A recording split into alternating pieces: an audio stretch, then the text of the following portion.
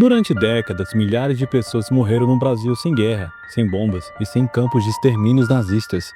Morreram longe das manchetes, trancadas atrás de muros altos, esquecidas pela sociedade apagada da história. Este não é um episódio ocorrido na Europa, é um capítulo da história brasileira. Aconteceu dentro de um hospital psiquiátrico em Minas Gerais. Seu nome? Hospital Colônia de Barbacena. O que aconteceu ali, conhecido como o Holocausto Brasileiro, não como metáfora, mas como descrição literal de uma tragédia humana em escala massiva.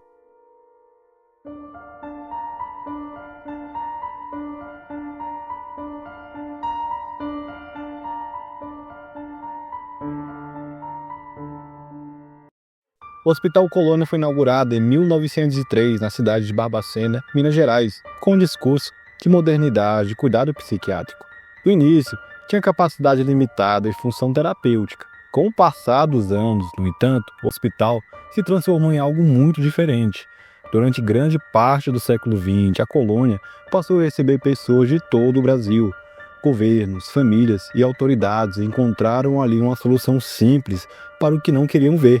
Pessoas pobres, indesejadas, marginalizadas ou consideradas inconvenientes. Estima-se que mais de 60 mil pessoas tenham morrido dentro do hospital. Uma morte em massa lenta, burocrática e também institucionalizada, sustentada por políticas públicas e pela diferença social. A ideia de que o hospital recebia apenas pessoas com transtornos mentais é falsa. Cerca de 70% dos internados não possuíam qualquer diagnóstico psiquiátrico.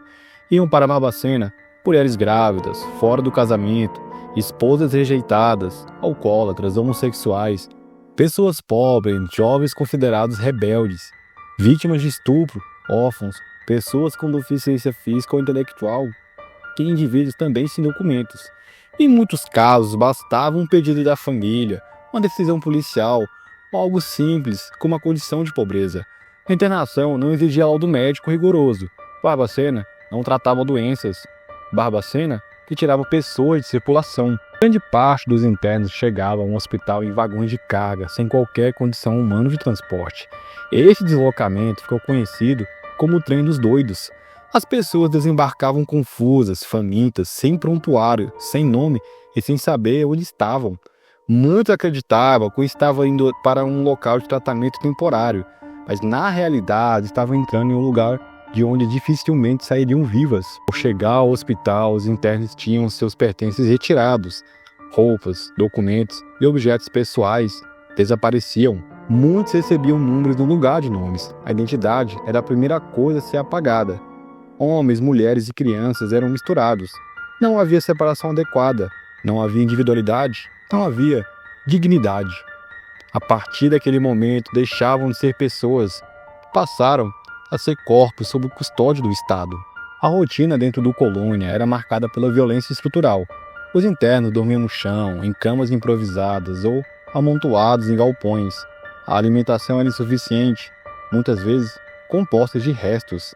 No inverno rigoroso de Minas Gerais, pessoas nuas ou mal agasalhadas morriam de frio.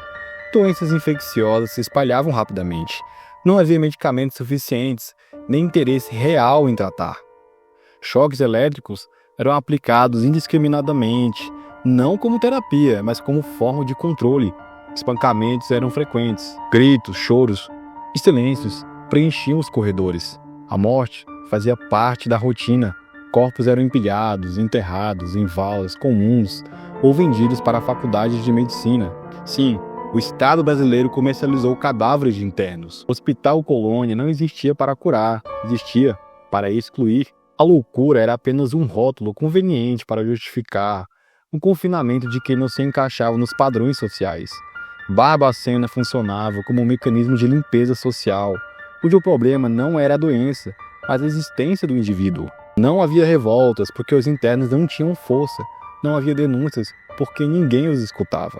O silêncio era parte essencial do sistema. Na década de 1970, o psiquiatra italiano Franco Battaglia, referência mundial da reforma psiquiátrica, visitou o Hospital Colônia. Ao presenciar o que acontecia ali, fez uma declaração que marcaria a história.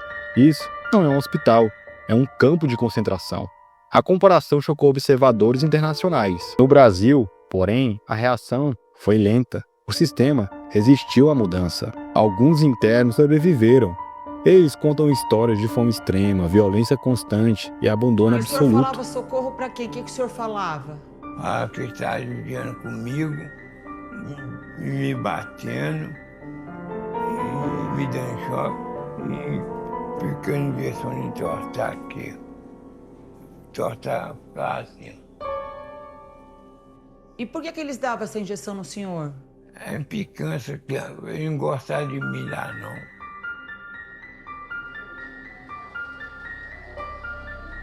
Já tinha fera também, pusei na fera.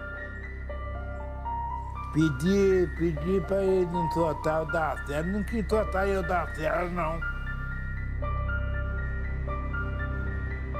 Podia nem brincar com meus colegas, que eles batiam na gente. Relatam amigos que desapareceram da noite para o dia. Crianças que morreram sem sequer saber por que estavam ali. Vidas inteiras reduzidas a um confinamento sem explicação. Esses relatos revelam algo ainda mais cruel. Muitos internos acreditavam que mereciam estar ali.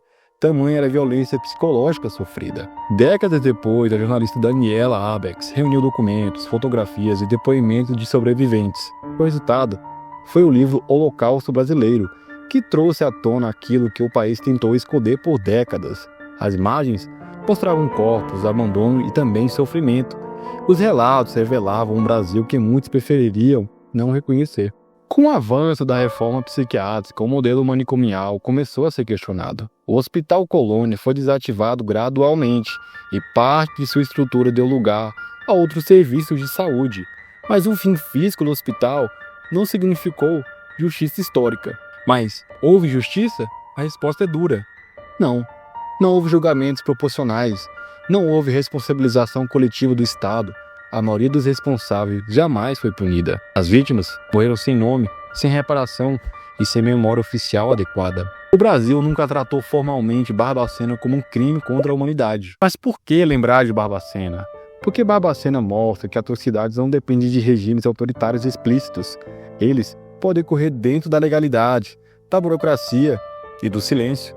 Lembrar essa história é confrontar o preconceito, a exclusão social e a banalização da violência institucional. É entender que direitos humanos não são garantidos automaticamente. O Holocausto brasileiro aconteceu aqui, no Brasil, com um aval do Estado, com omissão na sociedade, com vítimas esquecidas. Lembrar a Barbacena não é sensacionalismo, é responsabilidade histórica. Enquanto essa história for apagada, ela pode se repetir, com outros nomes, em outros lugares, contra outras pessoas. Obrigado por assistir e até o próximo vídeo.